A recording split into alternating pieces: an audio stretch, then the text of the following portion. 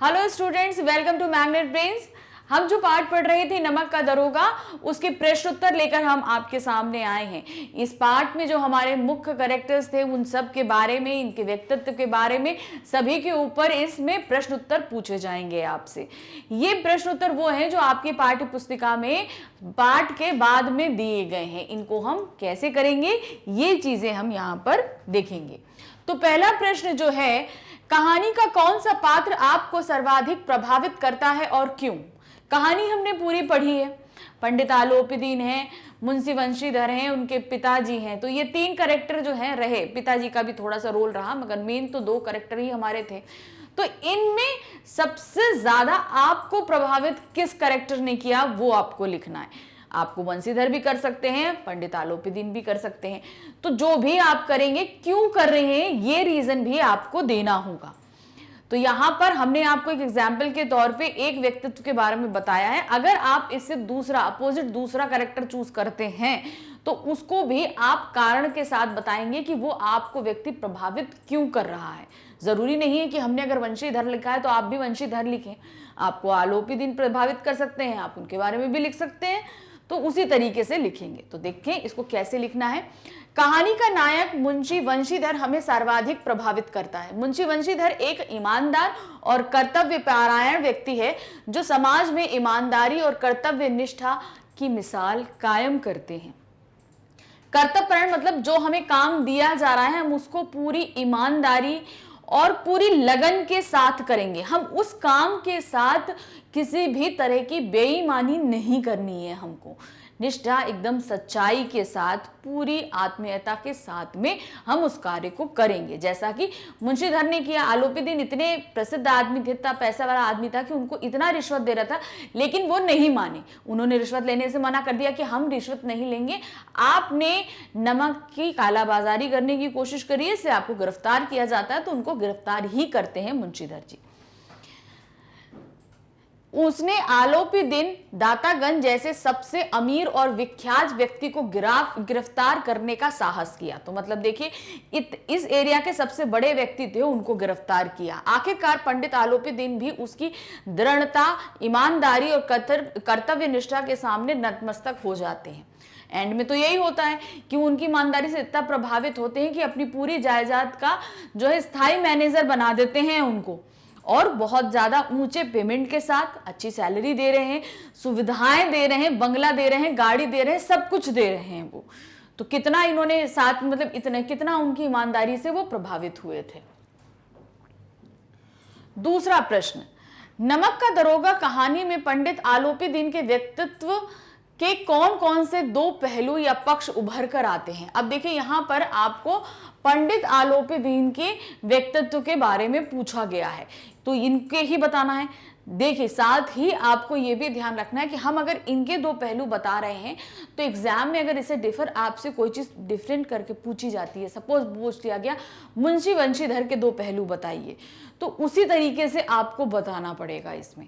तो उनके दो पहलू क्या रहेंगे कि वो पिता के सामने सर झुका के उनकी हर एक बात सुनते हैं, लेकिन कार्य वो अपने तरीके से ही करते हैं जो उनको करना चाहिए। जिस पद के लिए वो नियुक्त किए गए हैं उस पद की पूरी निष्ठा के साथ वो कार्य करते हैं। घर पर वो एक पुत्र हैं तो पिता की भी बात वो एक पुत्र की तरह सर झुकाकर ही सुनते हैं। ये उनके दो व्यक्तित्व के पहले हैं। तो आलोपीदीन के क्या हैं, इनको हम देखते हैं। पंडित आलोपीदीन के व्यक्तित्व के निम्नलिखित दो पहलू उभर कर आते हैं। नंबर एक है पैसे कमाने के लिए नियम विरुद्ध कार्य करने वाला भ्रष्ट व्यक्ति। वह लोगों पर जुल्म करता है परंतु समाज में सफेद पोश व्यक्ति माना जाता है। यह उसके दोगले चरित्र को उजागर करता है। जैसे कि आलोपीदीन ने अपने धन के बल पर सभी वर्गों के लोगों को खरीद कर अपना गुलाम बना रखा था। और दूसरा पहलू क्या आता है, ये तो एक था कि वो अपने पैसे के दम पे हर किसी को अपने कब्जे में करके रखा, लेकिन दूसरा पहलू क्या है, कहानी के अंत में उसका उज्जवल चरित्र सामने आता है। कहानी के अंत में जाता है ना वो वंशीधर के यहाँ, तो वही ईमानदारी एवं धर्मनिष्ठा के गुणों की कद्र करने वाला व्यक्ति। जैसे कि वह अंत में वंशीधर के घर जाकर उससे माफी मांगता है और उसे अपना मैनेजर बना देता है। तो एक ये भी व्यक्तित्व था कि वो अच्छे हुनर को पहचानता था, अच्छे व्यक्तियों को परखने की उसके अंदर समझ थी कि ये अच्छा व्यक्ति और हमारे लिए बहुत ही फायदे का व्यक्ति है, तो आखिरकार उसे अपनी पूरी जायदाद का रखवाला बनाता है। तो ये दो पहलू हमने इस पाठ के अंदर पंडित आलोपीदीन के देखे। अब क्वेश्चन 3 आता है। थर्ड क्वेश्चन क्या है आपका? कहानी के लगभग सभी पात्र समाज की किसी न किसी सच्चाई को उजागर करते हैं।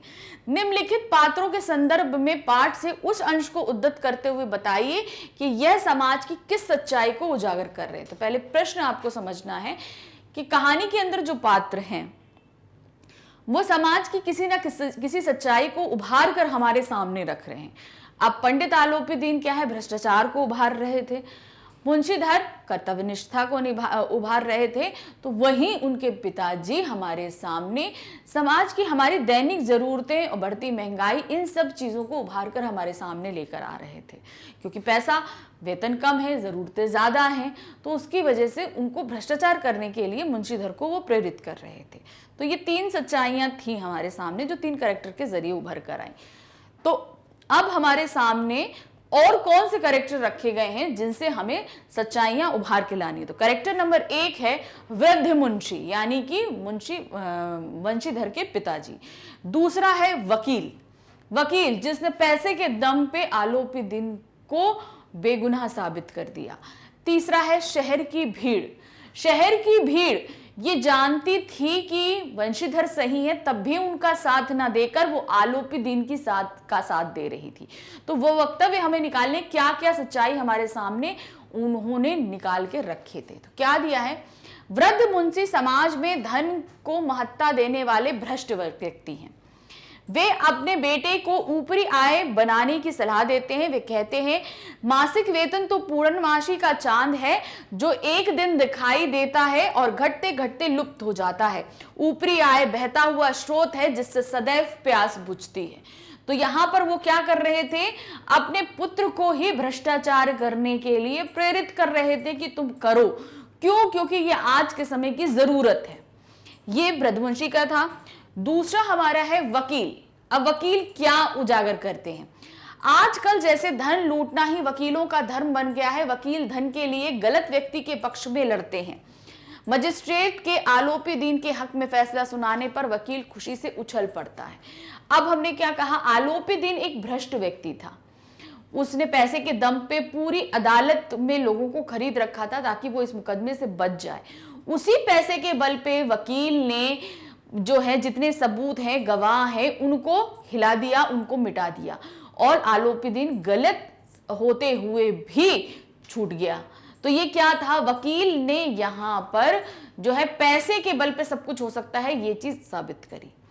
दूसरा है शहर की भीड़।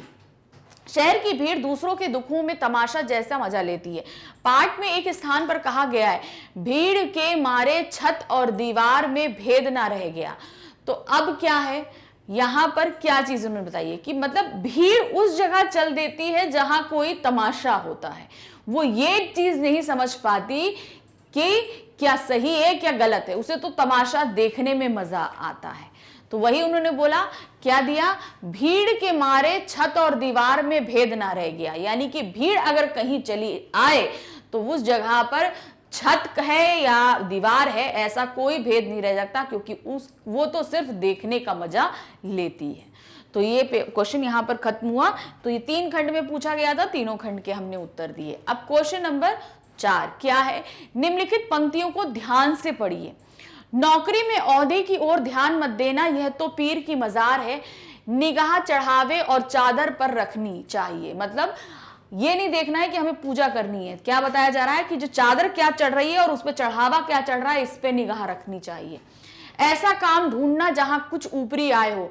मासिक वेतन तो पूर्णमासी का चांद है जो एक दिन दिखाई देता है और घटते घटते लुप्त हो जाता है।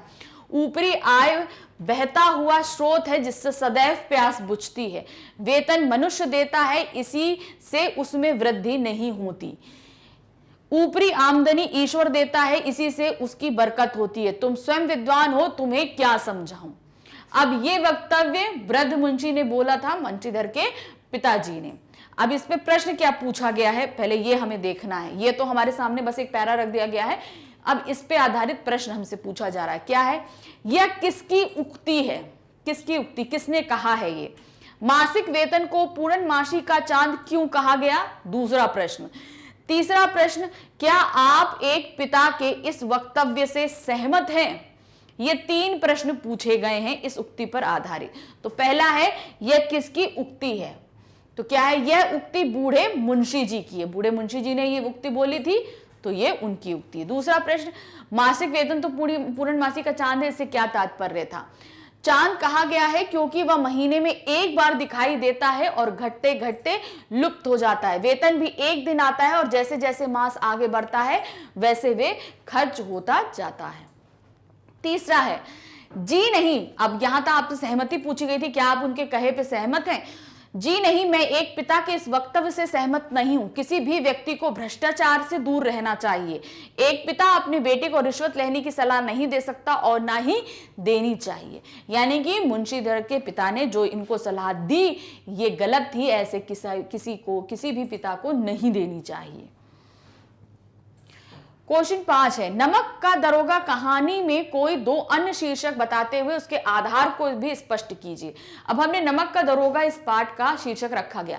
अब इसके अलावा और क्या शीर्षक रखे जा सकते हैं? ऐसे कोई 2 शीर्षक आपको सुझाने, साथ ही आप ऐसा क्यों रखेंगे ये भी कारण बताना है। तो पहला हमने रखा है ईमानदारी का फल, जैसे वंशीधर को मिला वो चीज। ईमानदारी का फल हमेशा सुखद होता है। मुंशी वंशीधर को भी कठिनाइयां सहने के बाद अंत में ईमानदारी का सुखद फल मिलता है। तो ये भी कहानी का एक शीर्षक हो सकता है। दूसरा शीर्षक, भ्रष्टाचार और न्याय व्यवस्था। क्या भ्रष्टाचार है और न्याय व्यवस्था कैसी है? इस कहानी में दिखाया गया है कि न्याय के रक्षक वकील कैसे अपने ईमान को बेचकर गलत आरोपी दीन का साथ देते हैं। तो भ्रष्टाचार न्याय व्यवस्था पे भी काबिज है, ये चीज देखना है। ये भी दिखाया गया इस पाठ के अंदर, जहां पर न्याय का रुख ही बदल जाता है। क्वेश्चन नंबर 6 है, कहानी के अंत में आलोपी दीन के वंशीधर को मैनेजर नियुक्त करने के पीछे क्या कारण हो सकता है? तर्क सहित उत्तर दीजिए। क्या कारण, क्यों उन्होंने ऐसा किया? एक व्यक्ति जिसने उनको इतनी तकलीफ में लाया, पूरी शहर में उनकी बदनामी हुई, फिर वो उसी व्यक्ति के पास जाते हैं और उसी को अपना मैनेजर नियुक्त करते हैं। ऐसा क्यों किया? आपको तर्क के साथ उत्तर देना है। कहानी के अंत में आलोपी दीन के वंशीधर को मैनेजर नियुक्त करने के पीछे निम्नलिखित कारण हो सकते हैं। पहला कारण, उसकी ईमानदारी और कर्तव्य निष्ठा से आलोपी दीन प्रभावित हो गए होंगे। जाहिर सी बात है, वो प्रभावित हुए थे तभी इतनी बड़ी जिम्मेदारी दी थी। क्वेश्चन फिर दूसरा पॉइंट है, वे आत्मग्लानि का अनुभव कर रहे थे। मतलब उनके अंदर ये चीज थी कि मैंने गलत किया, वो व्यक्ति सही था लेकिन तब भी उसके साथ गलत हुआ। मैंने गलत किया था और मैंने पैसे के दम पे हर चीज अपने अंडर में कर ली, लेकिन वो व्यक्ति सही था, बाद में उसको तकलीफ हुई। तो ये आत्मग्लानि के कारण उन्होंने वो नौकरी दी होगी। नंबर 7, दारोगा वंशीधर गैर कानूनी कार्यों की वजह से पंडित आलोपी दीन को गिरफ्तार करता है, लेकिन कहानी के अंत में इसी पंडित आलोपी दीन की सहृदयता पर मुग्ध होकर उसके यहाँ मैनेजर की नौकरी को तैयार हो जाता है। आपके विचार में वंशीधर का ऐसा करना उचित था? आप उसकी जगह होते तो क्या करते? अब ये आपसे पूछा गया है, अगर आप उसकी जगह होते तो क्या वो नौकरी स्वीकार करते या नहीं करते, या वो व्यक्ति घर आया था तो उसके साथ कैसा बिहेव करते? तो जो भी आपका हो सकता है रीजन, उसे तर्क के साथ उत्तर देंगे। वंशीधर का ऐसा करना उचित नहीं था, यानी कि उनको नौकरी नहीं करनी चाहिए थी। मैं आलोपी दीन के प्रति कृतज्ञता दिखाते हुए उन्हें नौकरी के लिए मना कर देता, क्योंकि लोगों पर जुल्म करके कमाई हुई बेईमानी की कमाई की रखवाली करना मेरे आदर्शों के विरुद्ध है। यानी कि जो व्यक्ति दूसरों से बेईमानी करके पैसा इकट्ठा किया गया हो, उस कमाई की रखवाली मैं नहीं कर सकता, इसलिए मैं इसको मना कर दूंगा। अगर आप तैयार हो जाते तो उसका तर्क भी आप रखेंगे कि आप तैयार हो गए अगर नौकरी करने के लिए तो क्यों। नेक्स्ट है, नमक विभाग के दारोगा पद के लिए बड़ों का जी ललचाता था। वर्तमान समाज में ऐसा कौन सा पद होगा जिसे पाने के लिए लोग लालायित रहते होंगे और क्यों? अब ऐसे कौन से ऐसे पद हो सकते हैं आज वर्तमान के समय में जिसे पाने के लिए लोग लालायित रहेंगे? क्यों? क्योंकि उससे ऊपरी इनकम, दारोगा का पद भी उस समय क्यों फेमस था? क्योंकि वहां से ऊपरी इनकम होती थी। तो आज के समय में ऐसे कौन से पद हैं जिनको पाने के लिए लोग बहुत ज्यादा उत्सुक रहते हैं? क्या है? वर्तमान समाज में ऐसे पद हैं आयकर, बिक्री कर, सेल टैक्स इंस्पेक्टर आदि। इन्हें पाने के लिए लोग लालायित होते होंगे क्योंकि इनमें ऊपरी कमाई यानी रिश्वत मिलने की संभावना ज्यादा होती है, क्योंकि लोगों का फंसा ज्यादा तो पैसे देके छुड़ाने का काम रहता है। ऐसे लोग कर्तव्य की अपेक्षा सुख सुविधा को अधिक महत्व देते हैं, इसलिए ऐसे लोग समाज के विकास के लिए घातक हैं। तो आपको ये भी साथ में नीचे देना कि अगर ये पद है तो ऐसे लोगों को नहीं नियुक्त करना चाहिए जो बहुत ज्यादा उत्सुक रहते हैं इन पदों को पाने के लिए। तो इस पाठ के प्रश्नोत्तर यहां पर खत्म होते हैं, लेकिन पाठ में ऐसे बहुत से प्रसंग आए हैं जिनसे प्रश्नोत्तर बन सकते हैं। तो ध्यान से पाठ की तरफ जरूर ध्यान दीजिएगा, साथ ही इन क्वेश्चंस के आंसर्स कैसे लिखे जा रहे हैं, किस वे में लिखे जा रहे हैं, इनका ध्यान भी आपको रखना है। क्योंकि बड़ी क्लासेस में राइटिंग हमें क्या जो हम लिखते हैं, हमारी जो राइटिंग स्किल होती है उसको हमें सुधारना पड़ता है। शब्दों का चयन बहुत जरूरी होता है कि हम बहुत अच्छे से करें। तो जब भी आप लिखें कोशिश करिए कि ज्यादातर जो है पर्यायवाची शब्द हैं, अनेकार्थी शब्द हैं, समानार्थी शब्द हैं, ऐसे बहुत से शब्द हैं जो आप बचपन से पढ़ते आ रहे हैं हर क्लास में, उनका चयन करिए, जिससे क्या होगा आपकी भाषा प्रभावशाली तरीके से निकलकर सामने आएगी। तो इनका ध्यान रखिए। बड़ी क्लासेस में राइटिंग पर बहुत ध्यान दिया जाता है, ये नहीं कि राइटिंग इंप्रूव करनी, कहने का मतलब है कि शब्दों का चयन आप लिखते समय कैसा कर रहे हैं।